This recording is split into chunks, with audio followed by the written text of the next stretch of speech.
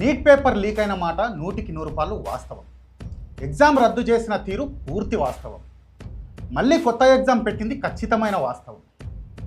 ఉన్న ఎగ్జామ్ రద్దు చేసి కొత్త ఎగ్జామ్ పేరుతో విద్యార్థుల జీవితాలతో చెలగాటమాడిన ఈ బీజేపీ ప్రభుత్వం చేతగానితనం వల్ల ఎంతోమంది యువతీ యువకులు మానసిక వేదనకి గురై తీవ్ర ఒత్తిడితో ప్రాణాలు కోల్పోయారు.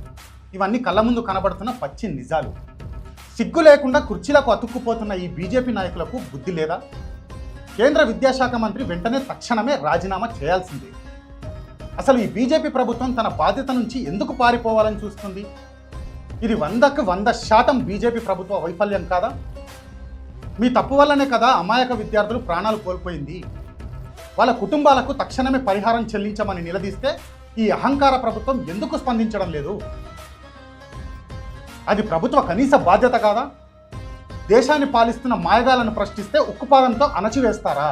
ఎవడో అడగకముందే, ఏ డిమాండ్ రాకముందే ఈ బీజేపీ మంత్రులు సిగ్గుతో తలదించుకొని పదవులకు రాజీనామా చేయాలి.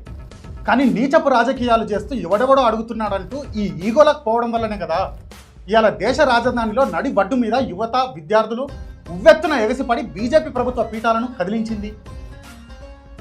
ఈ దుస్థితి దాకా బీజేపీ సర్కార్ ఎందుకు తెచ్చుకోవాలి?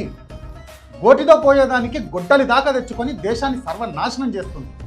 ఈ దేశ పార్లమెంటు గేటును మొట్టమొదటిసారిగా మన దేశ యువత తాకి ఈ బీజేపీ గుండెల్లో రైళ్లు పరిగెత్తించారు. అక్కడి దాకా ఉద్యమం వెళ్ళిందంటే ఈ బీజేపీ పోలీసుల లాఠీలకు బెదరకుండా, తుపాకీలకు భయపడకుండా, బారిగేట్లను సైతం బద్దలు కొట్టుకుంటూ పదండి ముందుకు, పదండి తోసుకు, పదండి పైపైకు అంటూ ఉప్పెనలా కదిలి వచ్చారు. ఇప్పటికీ ఈ బీజేపీ నాయకులు ఆ విద్యార్థుల మీద బురద జల్లుతూనే ఉన్నారు.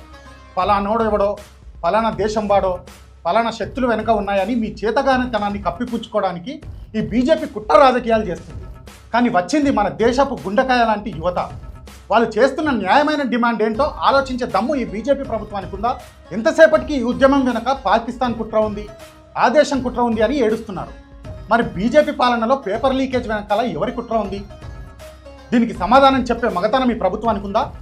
ఈ ఉద్యమం దేనికోసం జరుగుతుంది? ఆ డిమాండ్ ఏంటి? ఆ డిమాండ్ వల్ల ప్రయోజనం ఎవరికి? పోనీ మీరు పరిహారం ఇస్తామంటే ఎవరికి ఇస్తారు? మీ కార్పొరేట్ దోస్తులకు ఇస్తారా? ఈ దేశంలో బీజేపీ చేసిన పాపానికి ప్రాణాలు కోల్పోయిన ఆ యువత తల్లిదండ్రులకు ఇవ్వాలి కదా. ఇవాళ కేంద్ర మంత్రితో బలవంతంగానైనా రాజీనామా చేయించాల్సింది. ఎందుకు చేయించాలి? బాధ్యతను సరిగ్గా నిర్వర్తించని ఈ బీజేపీ దద్దమ్మలకు బుద్ధి చెప్పడానికి. రేపు పొద్దున మరో బీజేపీ మంత్రికి కూడా ఈ భయం ఉండాలి కదా. అప్పుడే ఈ దేశం బాగుపడుతుంది, వ్యవస్థ గాడిన పడుతుంది. ఇకనైనా ఈ బీజేపీ అహంకారాన్ని పక్కన పెట్టండి. ఇవాళ ఈ దేశ యువత రోడ్డు మీదకి వస్తే లాఠీలతో కొడతారా? కర్కశంగా అణచివేస్తారా? ఒక మహిళా యోధురాలు రోడ్డు మీద ఒంటరిగా నిలబడి పోరాటం చేస్తుంటే ఈ బీజేపీ ప్రభుత్వం చుట్టుముట్టి దాడి చేస్తుందా? ఎంత నీచం! ఇదేంటో రాజకీయ నాయకులు అందరూ, ముఖ్యంగా మోడీ గారు స్పష్టంగా అర్థం చేసుకోవాలి. కాంగ్రెస్ లాంటి పాత పార్టీలు ఏనాడైనా ఇలాంటి నిజమైన మిలిటెంట్ ఉద్యమం చేయగలిగాయా? మాది బలమైన పార్టీ, మాకు బలమైన పునాది ఉంది అని గొప్పలు చెప్పుకునే నాయకులు ఇటువంటి పోరాటం ఎప్పుడైనా చేయగలిగారా? నిన్నగాక మొన్న సోషల్ మీడియాలో పుట్టి ప్రజల గుండెల్లో నిలిచిన కాక్రోచ్ జనతా పార్టీ నేడు రోడ్డు మీదకి వచ్చి ఈ బీజేపీ ప్రభుత్వాన్ని గడగడలాడించింది. ప్రతిపక్షాలను సైతం నిద్ర లేపి బీజేపీ ప్రభుత్వానికి వ్యతిరేకంగా యువతను కదిలించి అసలు సిసలైన పోరాటం అంటే ఎలా ఉంటుందో ఈ దేశానికి చూపించింది.